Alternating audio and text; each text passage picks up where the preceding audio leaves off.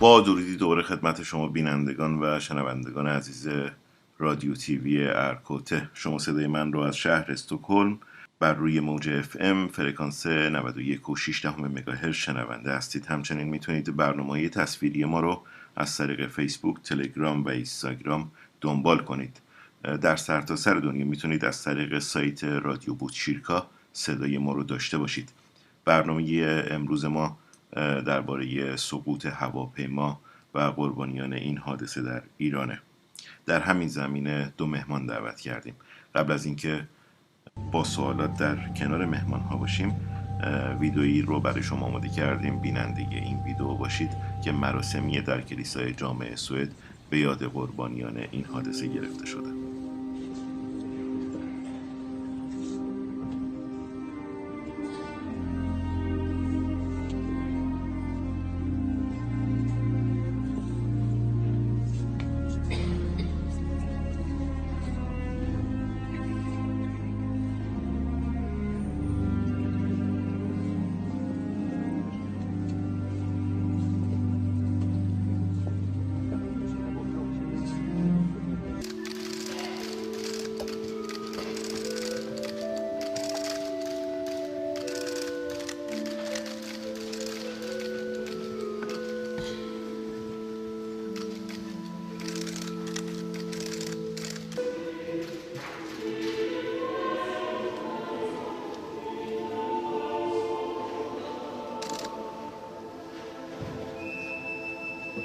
بله، در همین رابطه دعوت کردم از دو مهمان، خانم آزاده روچان نماینده پارلمان سوئد و آقای بختیار علیار عضو کمیته مرکزی حزب کماله کردستان ایران.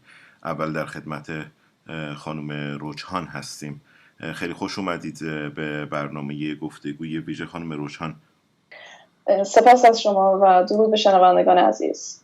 قبل از هر چیز اجازه بدین که من به تمام هموطنان عزیز، به تمام بازماندگان بعد از فاجعه‌ای که در چند هفته پیش رخ داد تسلیت بگم و من را همدرد خود بدونید. این غم و این دردی که در وجود تمام ما ایرانی‌ها مدت‌ها باقی خواهد ماند. روشن، میخوام از اینجا شروع کنم. در کشورهای اروپایی مراسم‌های پرشکوهی همچنین که دیدیم به یاد جانباختگان برگزار شد، ولی مقامات عالی رتبه در ایران به این اذعان دارن که این گونه مراسمات که در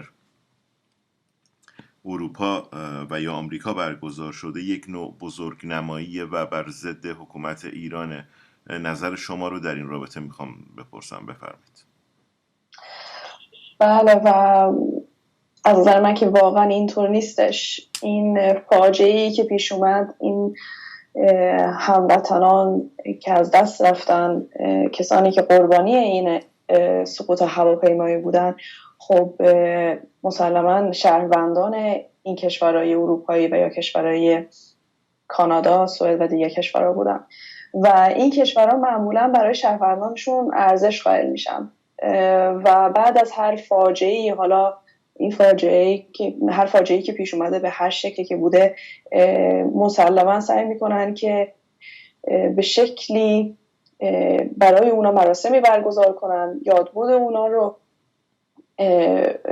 محترم بدونن و به بازماندگان، خانواده ها، دوستان اون اشخاصی که متاسفانه از دست رفتن همدردی خودشون رو نشون بدن. و این فاجعه‌ای که ما در این چند هفته پیش رخ داد، خب مسلماً برای کشورهای اروپایی فاجعه بسیار بزرگی بود و این مراسمایی که برگزار شده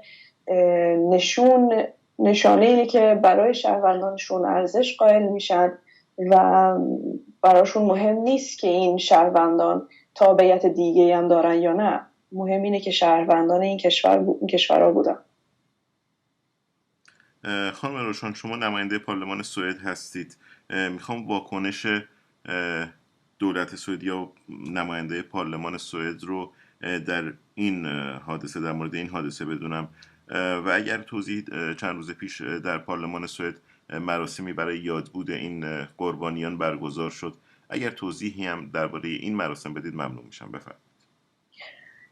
بله، روز چهارشنبه بود، 2 هفته بعد از این فاجعه که سخنگوی مجلس از نماینده های پارلمان، از تمام نماینده های پارلمان خواست که در یه مراسمی شرکت کنند و این مراسم بسیار مراسم زیبایی بود. سخنگوی پارلمان آقای اندریاس نورلین بسیار سخنرانی زیبایی بود و ایشون تایید کرد واقعا که چقدر مهمه که ما این اتفاق رو دنبال کنیم، به راحتی ازش نگذریم و همینطور تایید کرد که این شهروندایی که از دست رفتن بخش مهمی و شهروندای مهمی در کشور سوئد بودن و وظیفه تمام ماست که یاد اونا رو گرامی بدونیم و این مسئله رو دنبال کنیم. خانم روشن، قبلا سوئد به یک کشور محافظه کار معروف بود، مخصوصا در برابر ایران، ولی واکنش‌های مقامات سوئدی رو که جدیداً میشنویم در برابر ایران خیلی واضح‌تر و شفاف‌تر شده. میخوام ببینم شما چی فکر میکنید؟ فکر میکنید سوئد نسبت به ایران دیدش عوض شده؟ من فکر میکنم که برای کشوری مثل سوئد که مسائل حقوق بشر، مسئله دموکراسی بسیار مهمه. خب وقتی میبینیم اتفاقاتی که در ایران افتاده در چند ماه اخیر، در این چند هفته اخیر، میبینیم که نه فقط یه فاجعه خیلی بزرگی پیش اومده که تأثیری روی شهروندان سوئدی داشته، بلکه میبینیم که مردم ایران هم همینطور سرکوب میشن وقتی عکس العملی نشون میدن نسبت به اتفاقاتی که تو ایران میفته و موقعیت اقتصادی، موقعیت سیاسی. خب برای کشوری مثل سوئد که همیشه مسئله دموکراسی و حقوق بشر رو مطرح کرده و رابطه با ایران داره و شهروندان زیادی داره که ایرانی تبار هستن، مهمه که براش این مسائل رو دوباره تایید کنه و نشون بده که این مسائل رو نسبت به اتفاقاتی که در ایران میفتن دنبال کنه. بعد از این اتفاقات، بعد از این که چند روز ایران دروغ گفت به مردم خودش و مردم دنیا و اگه شاید فشارهای کانادا و آمریکا نبود زیر بار نمیرفت که این هواپیما رو خودش منهدم کرده، فکر می‌کنی بعد از این دروغگویی‌ها چه جایگاهی در بین کشورهای اروپایی ایران پیدا کرده و واکنش کشورهای اروپایی میتونه چی باشه نسبت به این موضوع؟ من فکر میکنم که کشورهای اروپایی به راحتی از این مسئله نمیگذارن و در رابطه‌های آینده، در صحبت‌های آینده این مسئله رو همیشه با خود دارن و خیلی مهمتر میشه که الان ایران چه قدماتی برای جوابگو بودن در مورد این فاجعه بزرگ خواهد بود و چه شکلی چه واکنشی از خود نسبت به کشورهای اروپایی و کشورهایی که شهروندانشون تحت تاثیر گرفتن نشون میده و چجوری سعی میکنه که جوابگو باشه. اگر در همین رابطه صحبت پایانی دارید بفرمایید. من میتونم فقط بگم که در نقش خودم، در نقش نماینده پارلمان سوئد، سعی میکنم این مسئله رو تمام وقت دنبال کنم و تا اونجایی که میتونم نذارم این اتفاق، این فاجعه بزرگ به راحتی از یاد بره و ازش به راحتی بگذریم. خیلی ممنون از حضورتون در برنامه گفتگوی ویژه. سپاس از شما.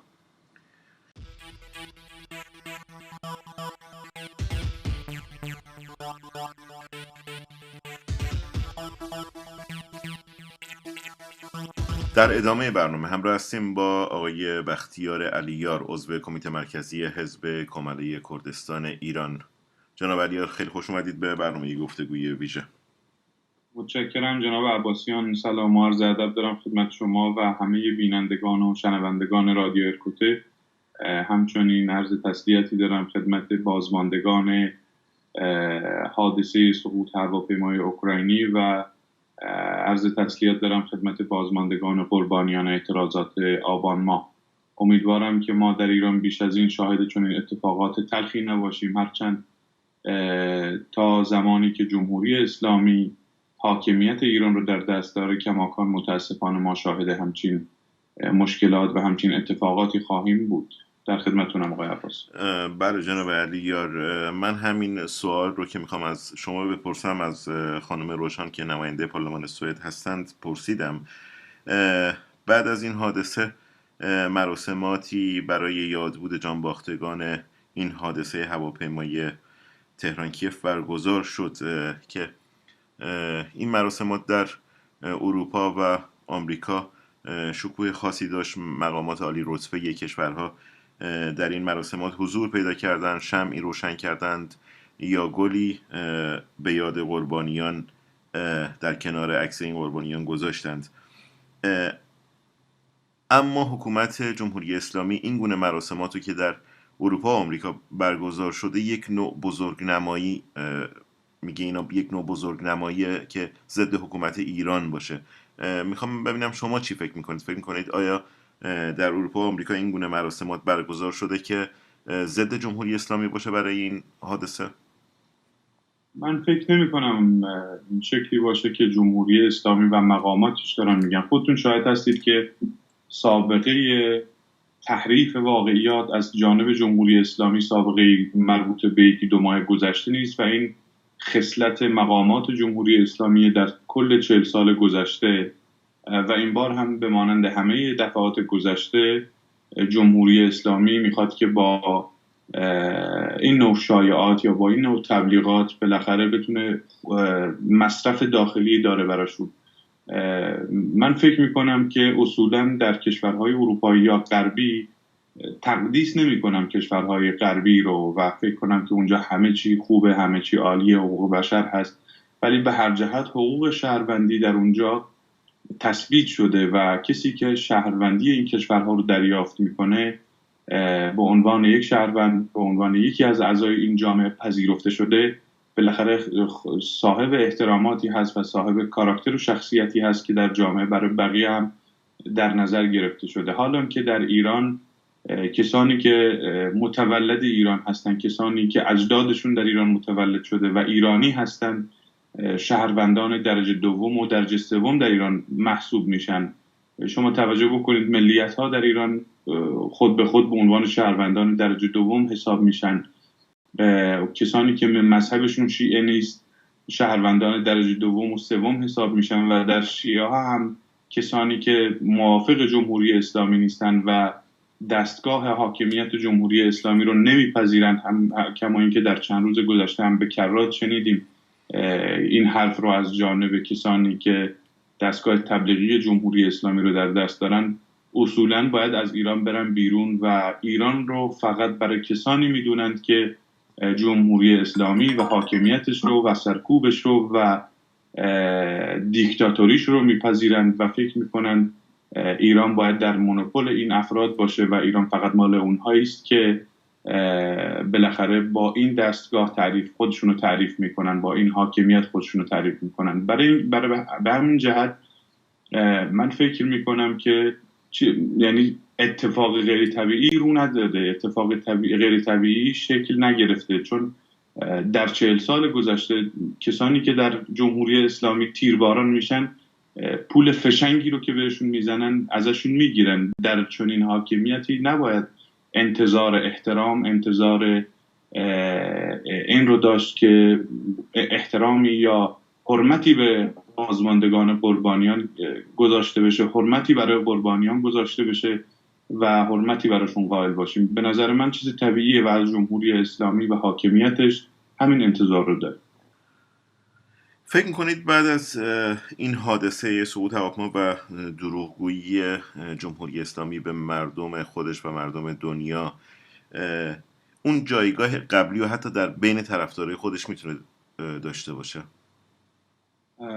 همین حادثه، هم این موردی که پیش اومد و هم 10 موردی که در چند سال گذشته اتفاق افتاده به مرور مشروعیت جمهوری اسلامی رو در بین مردمان ایران کم کرده. شما اگه توجه داشته باشید در اوایل انقلاب طرفداران یا کسانی که حداقل ماهیت جمهوری اسلامی رو نمیشناختن خیلی بیشتر از اینی بود که الان هست. به مرور زمان این مقدار کم شده و هر سال دایره خودی‌ها در داخل جمهوری اسلامی کمتر و کم رنگتر شده. این میزان محبوبیت جمهوری اسلامی و حاکمیتش در میان مردم کمتر و کم رنگتر شده و میدونید که در چند سال خصوصا در 10-12 سال گذشته و بعد جنبشی که در سال 88 رخ داد و تمامی این موارد در سرتاسر ایران، ببینید در مناطق ملیتی همیشه جمهوری اسلامی مشکل رو داشته، مشکل مشروعیت رو داشته، مثلا در کردستان، ولی در 10-12 سال گذشته، در 13-14 سال گذشته میزان محبوبیت جمهوری اسلامی به شدت در سراسر ایران کم شده، مشروعیت خودش رو کاملا از دست داده. کار به جای رسیده که بازیگران، فوتبالیست ها، ورزشکاران همه کم کم ناامید شدن از جمهوری اسلامی. همین 3-4 سال قبل بود که بسیاری از بازیگران سینما و بقیه برای آقای روحانی و برای انتخاب شدن مجدد آقای روحانی تبلیغات بسیار گسترده‌ای رو برای مردم کردن و تلاش کردن که آقای روحانی مجددا انتخاب بشه و مردم رو با واقع مردم رو ترسوندن از افراد دیگری که میخواستن انتخاب بشن. ولی کم کم الان مشخص شده که ماهیت آقای روحانی و کلیت جمهوری اسلامی یک چیزه و هیچ تفاوتی با هم دیگه ندارن. در کلیت خودشون اینها ماندگاری جمهوری اسلامی برای اینا اوجب واجباته و حفظ نظام براشون از همه چیز دیگه مهمتره. ممکنه پیش بیاد که یکی از جناح‌ها یک زمانی برای جذب آرای مردم و برای گسترش نفوذ خودش در سراسر ایران یک گشایش سیاسی تا حدودی رو پیش ببره، ولی فکر میکنم و همه هم به همین نتیجه رسیدن که اصولاً اصلاح طلب، اعتدالگرا، اصولگرا، همه اون کسی که چارچوب نظام جمهوری اسلامی رو قبول داره در نهایت باز میگرده به اون واقعیت و اون محتوایی که جمهوری اسلامی در 40 سال گذشته داشته و به همین جهت من فکر نمی کنم که مشروعیت نظام جمهوری اسلامی دیگه چیزی براش باقی مونده باشه. این موضوعی که اخیراً هم رخ داد بیشتر این مشروعیت رو زیر سوال برده و هرچه بیشتر ماهیت نظام روشن‌تر شده برای مردم. هرچند من این رو هم بگم مردم ایران دنبال یک بهونه میگردن برای اعتراض کردن به جمهوری اسلامی. مردم ایران دیگه کار به جایی رسیده سر همه چی گریبان جمهوری اسلامی رو میگیرن و فشاری که بر گرده مردم ایران هست به جوری و به شکلی مردم میخوان اعتراض خودشون رو اعلام بکنن، هر دفعه به شکلی و هر دفعه سر موضوعی اعتراضات خودشون رو بیان میکنن و این ادامه دار خواهد بود مطمئنم. تحلیل شما از روابط آینده ایران و اروپا. در چند سال اخیر دیدیم کشورهای اروپایی خیلی محافظه‌کار با ایران برخورد داشتن، ولی جدیدا میبینیم که سخنانی واضح و شفاف نسبت به جمهوری اسلامی دارن. تحلیل شما از روابط بین ایران و اروپا فکر می‌کنید در آینده چگونه باشه؟ مسئله اینجاست که اون چیزی که عرض کردم خدمتتون که کم کم ماهیت جمهوری اسلامی برای مردم ایران روشن شده، واقعا کم کم ماهیت جمهوری اسلامی برای کشورهای دیگر هم بیشتر عیان شده و خودش رو بیشتر نشون داده. ببینید خرابکاری هایی که در چند سال گذشته جمهوری اسلامی در منطقه انجام داده و نگرانی هایی که در کشورهای منطقه ایجاد کرده، سرکوب مردم خودش و تمام تهدیدهایی که اروپا و جهان رو در این مدت تهدید کرده جمهوری اسلامی، همه باعث شده که کشورهای اروپایی هم به این نتیجه برسن که قابل پیش بینی هم بود با ایران از در مسامحه، از در گفتگو و از در هماهنگی و همکاری کردن نمیشه در بیان. یعنی امکان برای کشورهای اروپایی هم نداره. خیلی تلاش کردن هرچند من فکر میکنم امکانش رو هم نداشتن که بیشتر از این به ایران باج بدن، ولی به هر جهت ماهیت جمهوری اسلامی حتی برای مردم اروپا، برای حکومت‌های اروپا و برای کشورهای غربی به نظر من بیشتر از چند سال گذشته هویدا شده و الان کار کردن و تعامل و سازش با جمهوری اسلامی حتی برای کشورهای غربی هم هزینه بردارتر از 4 سال گذشته. در این 3-4 سال گذشته جمهوری اسلامی اون تعهداتی رو که باید انجام میداد، چه به نسبت 2-3 تا پیمان نامه‌ای که باید در مجلس تصویب میشد و ایران به عضویتشون در میومد و نپذیرفت، FATF و بقیه قرارداد پالرمو، هیچ کدوم اینها رو جمهوری اسلامی نپذیرفت. مجلس و شورای نگهبان و مجمع تشخیص مصلحت نظام و کلیت نظام اینها رو رد کرد. به همین جهت من فکر میکنم همونطور که عرض کردم برای اروپا هم هزینه بردارتر بود، مشکلتر بود دیگه دفاع از جمهوری اسلامی و تلاش برای اینکه این بر نگه داشتن برجام برای اونها هم مشکلتر بود.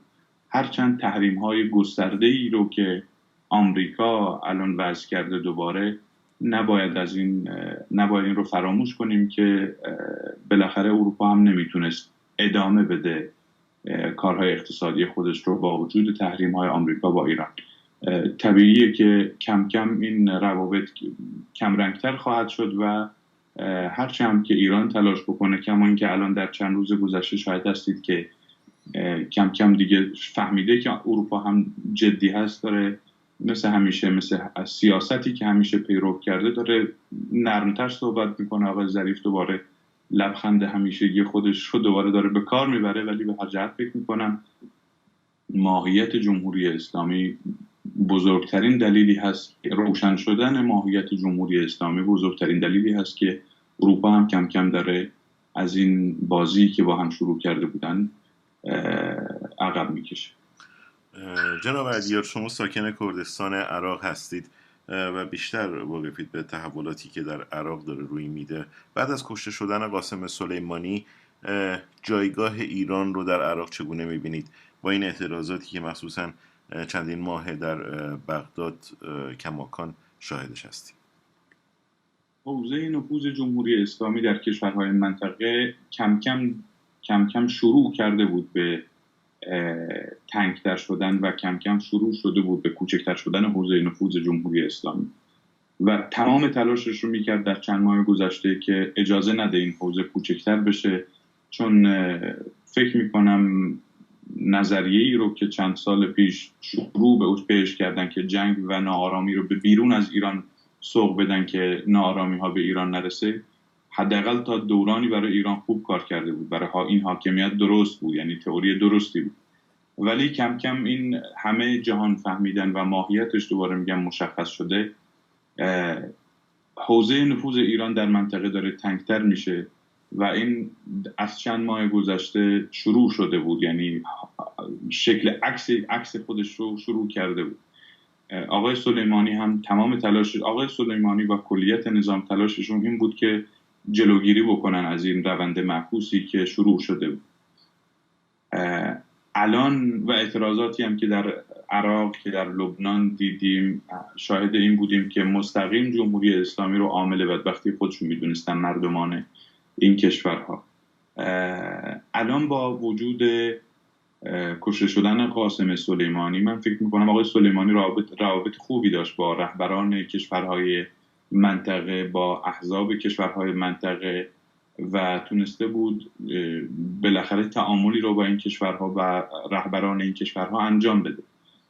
حالا به هر دلیلی، با فشاری که می آورد، با تهدیداتی که انجام میداد، با نفوذی که در میان شیعیان و اینها داشت، به هر جهت تأثیر داشت روی رهبران منطقه. مرگ ایشون و کشته شدن ایشون فکر میکنم تأثیر بسیار جدی داره در این که سرعت ببخشه به تنگتر شدن حوزه نفوذ ایران. دیگه شخصا فکر میکنم اون حسابی رو که تا 2-3 ماه قبل از جمهوری اسلامی میبردن کشورهای منطقه، احزاب منطقه، شخصیت‌های منطقه، این کم کم کوچکتر خواهد شد، کمتر خواهد شد و کم رنگتر خواهد شد. 100% تأثیر بسیار عمیقی در هیمنه و اسطوره‌ای رو که جمهوری اسلامی ساخته بود تاثیر داره، کشته شدنش تاثیر داره رو نوع نگرش کشورهای منطقه و مردمان منطقه و جمهوری اسلامی. حتما تاثیر منفی برای جمهوری اسلامی خواهد داشت و مطمئنا برای مردمان آزادیخواه منطقه تاثیر بسیار مثبتی خواهد داشت. خیلی ممنون جناب علیار از حضورتون در برنامه گفتگوی ویژه. اگر صحبت پایانی دارید تریبون در اختیار شماست، بفرمایید. متشکرم و خسته نباشید. عرض خواستم. برنامه‌ای که شاهد بودید گفتگویی بود با آزاد روچان، نماینده پارلمان سوئد، و بختیار علیار، عضو کمیته مرکزی حزب کماله کردستان ایران. تا دیداری دیگر، بدرود.